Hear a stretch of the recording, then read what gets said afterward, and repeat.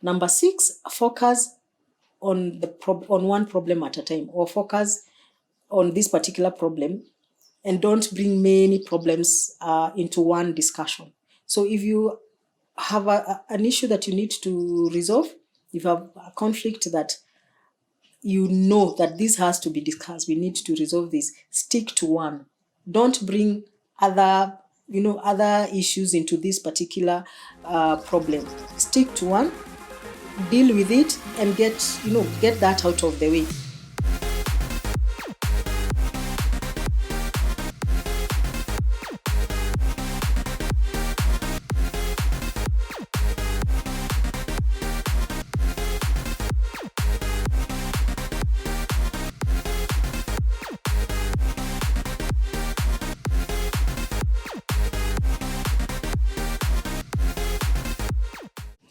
Number 7, very important, exercise active listening. Active listening makes your partner know that you're actually listening to them. Now, active listening, you're quiet, you're listening, and you can, just to ensure that you're getting what your partner is saying, you can repeat what they are saying, rephrase, in your own words, just to make sure that what you're saying is what I'm hearing. Listen without trying to plan in your mind how you're going to respond, or the answer you're going to give. Your partner needs to feel that you're listening to them. They need to know that you're there, that you're paying attention, and this is a sign of respect. And once they perceive that you're attentively listening to them, or exercising active listening, they are already feeling, okay, this is important. I'm being listened to. I am respected, and it's a good it's a good step towards this process of resolving this problem. So pay attention to what they are saying, to listen to what they are saying. Try to repeat once in a while, rephrase it in your own words, and get them to agree. Is that what you are saying? Yes. The other thing is, it is also important to pay attention to body language. A lot of times people may not exactly say all the things they feel, or they may say something different. But if you pay attention to body language, you will probably get a feel of what is really going on. Because body language doesn't lie. It's very, if someone is saying something that is that sounds one way, but their body language is giving you a different message, then you go get to the bottom of that. Get to know, why do I have a feeling that you feel this way? Why do I get a feeling that you're really angry, and yet that's not what you're saying? So pay attention to body language, because this is communication, and a lot of you'll get a lot of cues from your partner's body language. So number 8, try to avoid being defensive. And this will happen when you are being accused of something, when you are probably the one on the wrong, you're the one who did something that didn't sit well with your partner. And when they bring it up, try to avoid being defensive. Listen carefully to what they are saying. Listen carefully to how they feel about the issue. The moment you become defensive, it will not go well, because usually when we become defensive, we try to counter what we are being told. We try to counter, like, you are late and we agreed we would be on time to do this and this. If I go on the defensive, mostly my reaction may be, but you were also late the other day, so it doesn't really solve that particular problem. So defensiveness will not solve the problem. It may delay the solution, or it may actually completely deflect it. And so don't try to fight the urge to be defensive. It's very natural to want to be defensive, but fight that urge. Listen carefully. You may actually get an insight of you that you didn't have before. So remain calm, listen, and take it from there. Number 9, it is important to be empathetic. Put yourself in your partner's shoes. Don't just listen to what they are saying. Try to put yourself in their shoes, so that you get a feel of what they are feeling, get a feel of where they're coming from. If you become empathetic, it helps. It helps now to see their different, the way they are looking at this situation. And it will be easier then for you first to explain yourself, but also to get an understanding of their vision.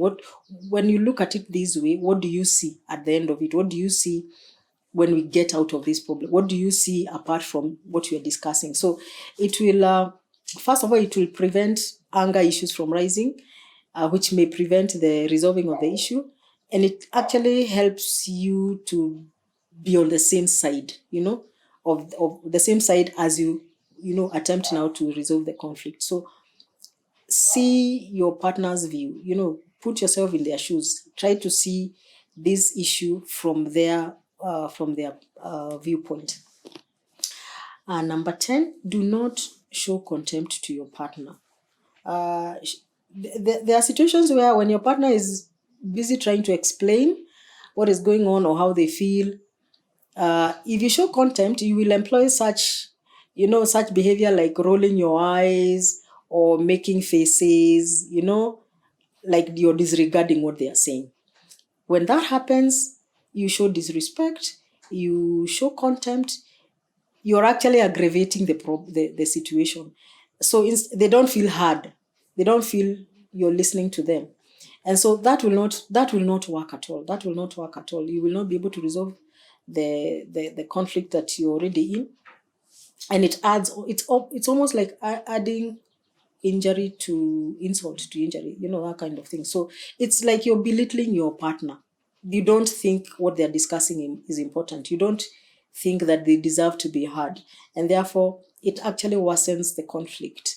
So do not show contempt to your partner. Just show respect. This is your partner. Listen and let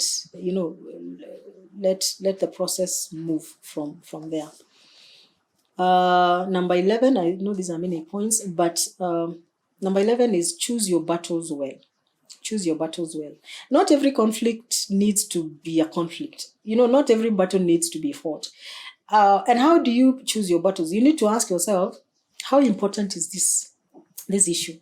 Will it make any impact next week? Will it have any impact a year from now? Will I even think about it in the next few days, few weeks? So if it is something that is really not that major, you may choose not to engage. You may choose just to let it go. If it is something that is big, if it is something that has impact on your relationship, on other, maybe other family members, on your jobs, on your lives, other areas in your lives, it is important to pay attention to. So not every battle needs to be fought, really. If you're fighting about the remote, if you're fighting about what movie to watch, you need to ask yourself, is it worth fighting? Is it worth even sitting down and having a conflict over? So ask yourself those questions. Ask yourself how important it is and what kind of impact it has on you or your partner or both. And so choose your battles well. It's important also for me to say that if your disagreements are about major issues, though, if you notice that your conflicts are usually about major issues, it's not one, it's not two, and it's often, then you may need to consider, you may need to sit down and really ask yourself, am I actually in the right relationship? Because if you're very often fighting about major issues in life, it may just be you're really not in the right relationship. It may be because if this is happening now, if this is about things like career choices or where do you live or how do we move from here or how do we, we're having problems with anything you consider major in your life, then you need to consider whether your relationship is really okay, and especially if you've not already made a commitment like marriage, like if you're dating, but you're always having major conflicts or conflicts about major issues in your life, then you need to consider whether that is the right relationship for you. Number 12, when you're having a conflict, when you're trying to resolve a conflict, you need to ask yourself, Is this about my partner controlling me? Is this because if it has to do with something about control and manipulation, then that is important for you to really, really pay attention to. There are some conflicts that come because your partner is attempting or has been trying or has been controlling and manipulating you. So, for instance, if you're always fighting about, where did you go today? Whom were you with?